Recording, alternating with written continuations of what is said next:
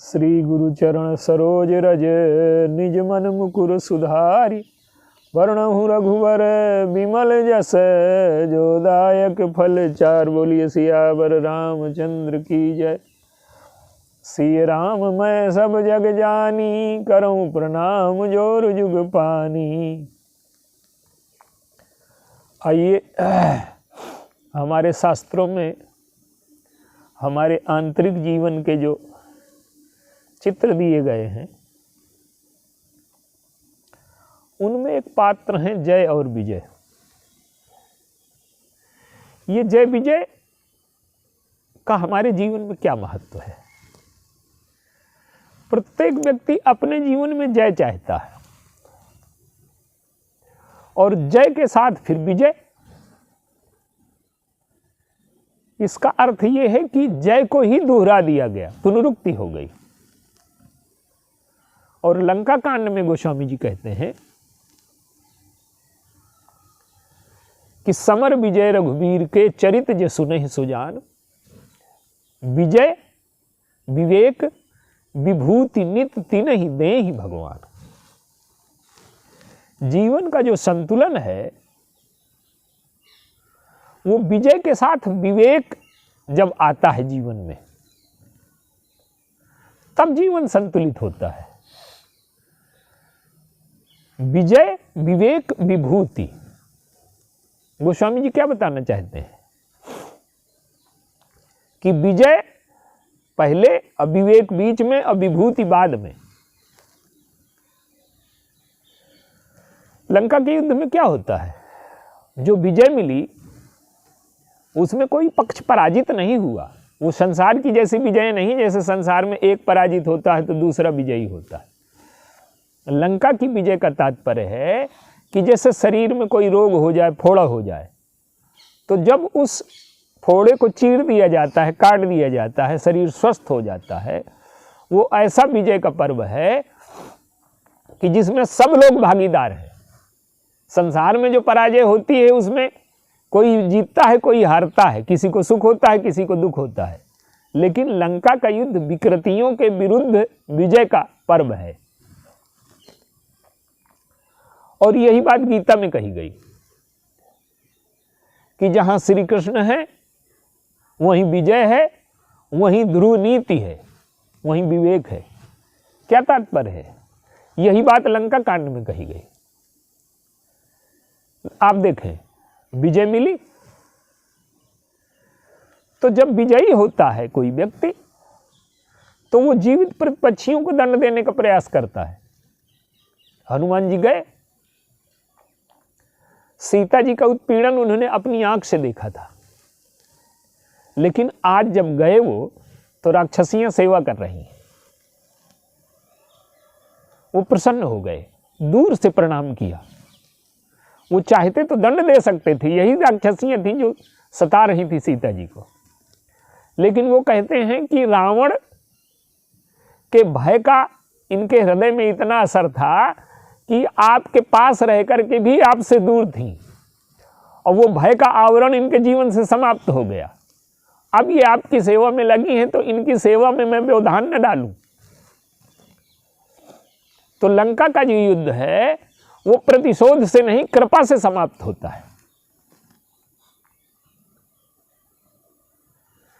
तो ये जो हमारे शास्त्रों में पात्र हैं जय विजय, इनका तात्पर्य आप देखें, ये वैकुंठ के रहने वाले हैं। और वैकुंठ जीवन की वो चरम स्थिति है जब हमें ब्रह्म का अनुभव हो जाता है, ब्रह्म के अलावा किसी का जब बोध ही नहीं होता। ये जीवन की चरम स्थिति है। साधनाओं की जो पराकाष्ठा है वो वैकुंठ है। क्यों? कुंठा तो तब होगी जब कोई द्वितीय होगा, किसी से तुलना होगी। और वैकुंठ में सब एक रूप, भगवान का रूप, वहां द्वैत है ही नहीं। सबको सारूप में मुक्ति वहां प्राप्त है। तो ये जय विजय कौन है? ये द्वारपाल हैं। वैकुंठ में द्वारपाल की आवश्यकता नहीं है, क्योंकि वहां अनाधिकारी पहुंच ही नहीं सकता। कहने का तात्पर्य यह है कि वो जीवन के साधना की चरम स्थिति है जहां सबका प्रवेश नहीं है। और ये जो 4 वेद हैं, रूप धरे जनु चारु वेदा, समदर्शी मुनि विगत विभेदा। तो ज्ञान का तात्पर्य है, ज्ञान का उद्देश्य है अखंड ब्रह्म का साक्षात्कार। और ये जो अहंकार है ये उसमें बाधा डालता है। जय विजय की कथा ये है कि वो उनको लगता है कि हमारा रूप भी नारायण जैसा है, हमें क्या कमी है कि लोग वहाँ तक जाते हैं। द्वारपाल का जो उन्हें पद मिला है वो सेवा के लिए मिला है। देखिए हमारे जीवन में कभी कभी क्या होता है कि जब पुण्य अहंकार की सेवा में लग जाता है तो अहंकार लक्ष्य हो गया, पुण्य साधन हो गया। साधन और साध्य का विवेक हमारे जीवन में जब तक नहीं आता तो हम सद्गुणों का भी दुरुपयोग करेंगे। तो जय विजय के मन में अहम की वृत्ति जन्म ले चुकी है। वो अहम के ईर्ष्या और अहम के रोग से ग्रस्त हो चुके हैं। उन्हें लगता है कि हम में क्या कमी है जो नारायण के दर्शन के लिए जाते हैं। वो कथाएं आती हैं कि लक्ष्मी जी को रोक दिया भगवान, अपनी एक भुजाएं एक बार देख रहे हैं तो उन्हें लगता है कि इनको बड़ा गर्व है। व्यक्ति जहाँ बैठा होता है संसार उसे वही दिखाई देता। तो इन भुजाओं के साथ 2-2 हाथ किए जाएं। भगवान इसलिए देख रहे हैं कि बहुत दिन से किसी भक्त पर कृपा करने का अवसर नहीं मिला, इन भुजाओं का उपयोग नहीं हुआ। अब जब वो जाते हैं सनंदन संत कुमार तो उनको रोक देते हैं। तो उन्होंने श्राप दे दिया,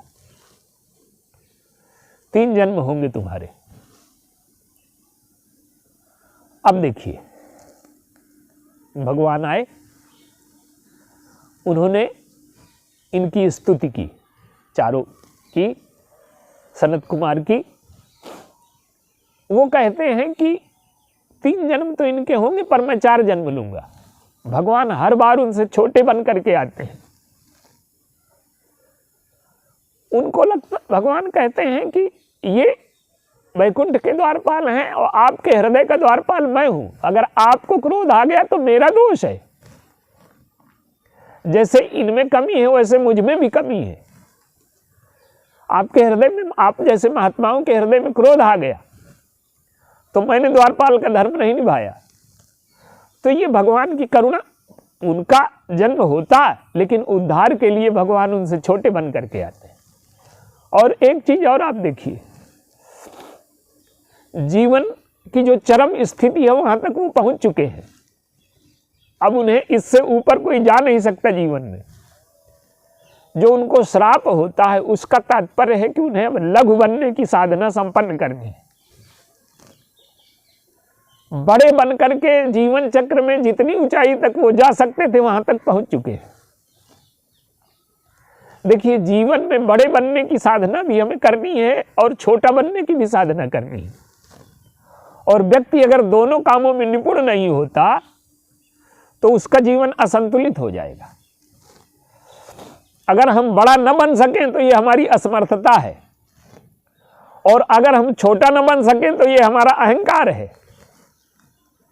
तो आज व्यक्ति क्या करता है कि सबसे के सामने बड़ा बनने की कोशिश करता है। हमारे गुरुजन हैं, हमारे पूज्य जन हैं, हमारे माता पिता हैं, हमारे श्रेष्ठ जन हैं, हमें इनके सामने कभी भी बड़ा बनने की कोशिश नहीं करनी चाहिए। इनके सामने छोटा बनने में, इनसे हार जाने में ही हमारा कल्याण है। तो जीवन में 2 साधनाएं व्यक्ति को करनी है। एक बड़ा होने की सामर्थ्य अर्जित करे, विवेक अर्जित करे, ज्ञान अर्जित करे, पुरुषार्थ करे, सामर्थ्य का सदुपयोग करे, और जहां आवश्यकता है वहां अहम का परित्याग करे। सामर्थ्य की उपलब्धि अहम का सदुपयोग है, और अहम को छोड़ देना ये अहम का विसर्जन है। तो जीवन में दोनों कलाएं अगर व्यक्ति को नहीं आती, बड़ा बनने की और छोटा बनने की, तो उसके जीवन में संतुलन नहीं रहेगा। जय विजय को जो जीवन में उपलब्ध हो चुका था, अमरता उन्हें उपलब्ध हो चुकी थी, उन्हें मृत्युलोक भेजा गया। मृत्युलोक क्या है? यहाँ लाखों भय हैं, लेकिन सबसे बड़ा भय यहाँ मृत्यु का है। और जो अमरता उन्हें सहज उपलब्ध थी, यहाँ उसे वो किसी प्रकार से प्राप्त नहीं कर सकते। लेकिन उनमें अमरता के संस्कार हैं, तपस्या करते हैं, साधना करते हैं। अपनी समझ से मृत्यु के प्रत्येक दरवाजे को उन्होंने बंद कर दिया। लेकिन काल के दरवाजे को कोई बंद नहीं कर सकता। प्रहलाद और हिरण्यकश्यप का संघर्ष क्या है? संसार का सबसे बड़ा नास्तिक और संसार का सबसे बड़ा आस्तिक। तो नृसिंह भगवान का जब प्रकटीकरण होता है तो जड़ से पैदा हुए वो, और मनुष्य के रूप में चेतन है और सिंह के रूप में अर्ध चेतन है। तो क्या तात्पर्य है कि ईश्वर की सर्वव्यापकता, ईश्वर सभी जगह हमें दिखाई नहीं देता, तो उन्होंने जड़, चेतन और अर्ध चेतन से प्रकट होकर के बताया कि सभी जगह मैं व्यापक हूं। और दूसरा अवतार उनका बाराह का है। तो अपनी सर्वरूपता और अपनी एक रूपता और अपनी अरूपता, ईश्वर तीनों को जानता है। जब वो अवतार लेता है, जैसे अर्जुन से कहते हैं वो, तो अर्जुन नहीं समझ पाता। ईश्वर ने जीव के सारे लक्षण स्वीकार कर लिए, लेकिन वो अपनी अरूपता, एक रूपता, सर्वरूपता को जानता है। और जीव जिस रूप में जन्म लेता है उसी में आसक्त हो जाता है। उसी नाम रूप की आसक्ति उसे बंधन में डाल देती है, उस व्यापकता को नहीं जान पाता। तो भगवान नरसिंह का जो प्रकाट्य है वो काल की महिमा को प्रकट करता है। और दूसरा ये प्रकट करता है कि सरल व्यक्ति, असमर्थता में भक्ति अधिक संभव है सामर्थ्यशाली व्यक्तियों की तुलना में। जिसमें सामर्थ्य होता है उसमें अधिकतर अहंकार आ जाता है। और प्रहलाद तो सरल हैं, आस्तिक हैं।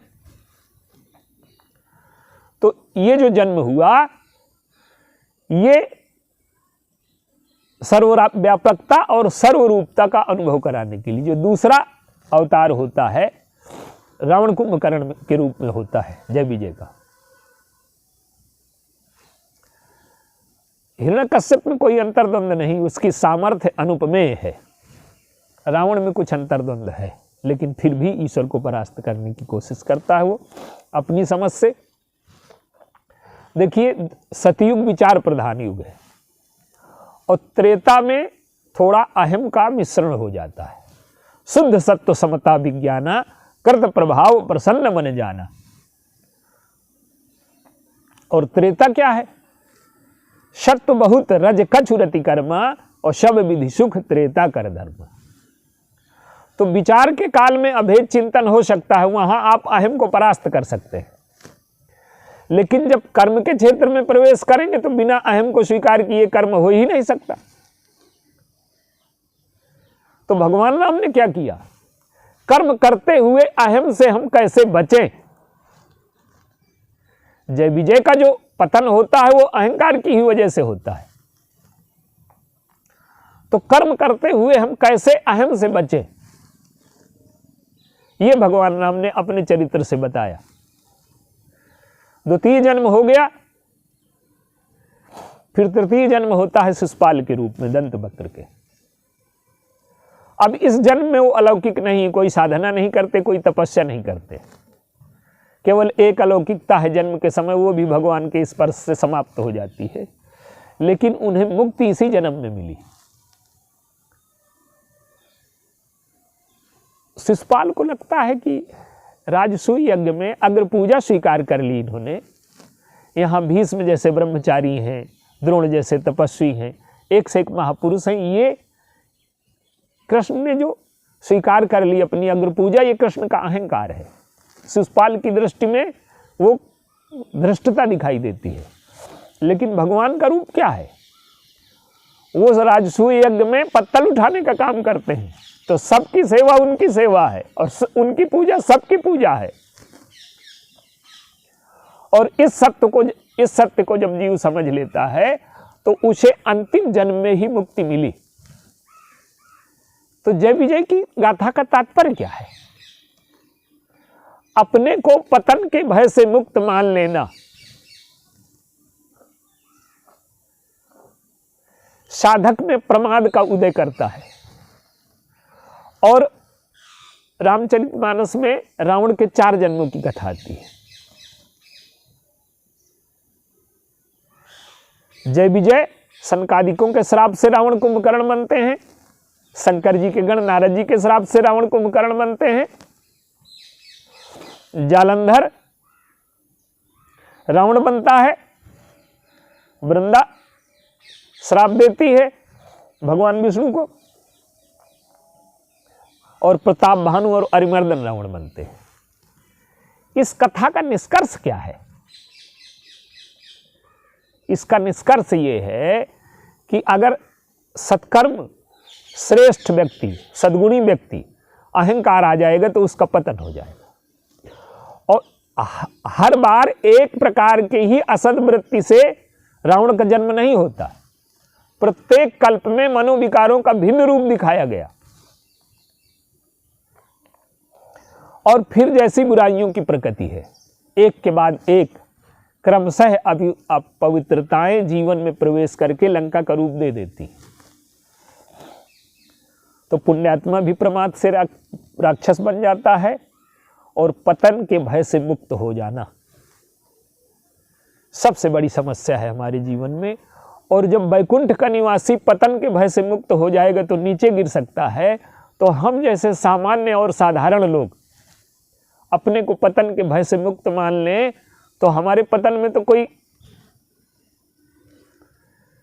वही नहीं है, हम तो बहुत नीचे बैठे हैं। तो प्रत्येक साधक को सावधान रहना है कि उसके जीवन में अहंकार का प्रवेश न हो, और वो हमेशा सजग रहे, सावधान रहे। गोस्वामी जी भगवान से क्या मांगते हैं?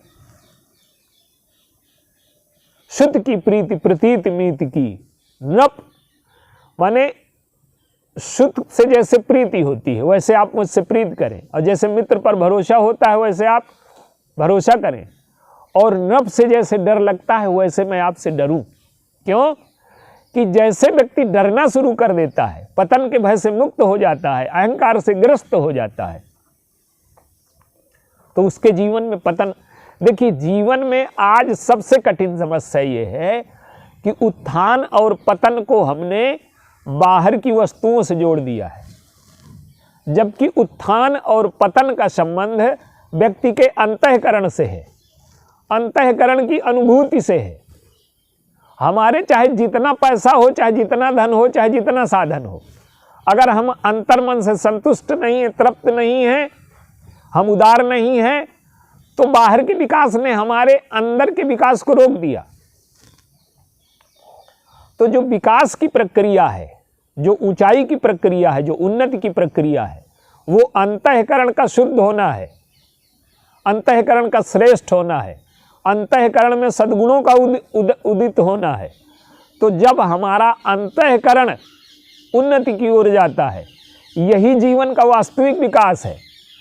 बाहरी साधनों के ढेर लगा लेने से कोई बड़ा नहीं होता। आज के युग की भीषण विडंबना यही है कि जिसके पास साधन अधिक है उसको श्रेष्ठ माना जाता है, उसको बड़ा माना जाता है। श्रेष्ठता और बड़प्पन का परिणाम है अंतःकरण की स्वच्छता, अंतःकरण की मिठास, और अंतःकरण का जो विकास है। तो हमारे जीवन में जो अनुभूति है वो अंतःकरण पर टिकी है, और अगर हमारा हृदय विकसित हो जाता है और सभी जगह हमें ईश्वर का दर्शन होने लगता है, जो जय विजय के प्रारंभिक जीवन में था, अंत में वो बुराइयों का जो रूप है वो लंका का रूप दे देती है। लेकिन आप देखिए, रावण और कुंभकर्ण दोनों की जो मुक्ति हुई, ये कर्म सिद्धांत से मेल नहीं खाती, लेकिन कृपा सिद्धांत से मेल खाती है। लाखों लोगों को मार डालने वाला जब मुक्त हो जाता है, तासु तेज समान प्रभु आनन, और हर से देख शंभु चतुरानन। तो जय विजय की गाथा हमारे जीवन में सावधानी लेकर के आती है, और हम असावधान न हो, अपने को पतन के भय से मुक्त न माने। और विकास क्या है? अंतःकरण की पूर्णता ही विकास है। और जब हमारा अंतःकरण तृप्त हो जाता है, पूर्ण हो जाता है, शांत हो जाता है, मीठा हो जाता है, स्वच्छ हो जाता है, तो हम स्वयं के लिए और संसार के लिए उपयोगी होते हैं। बोलिए सियावर।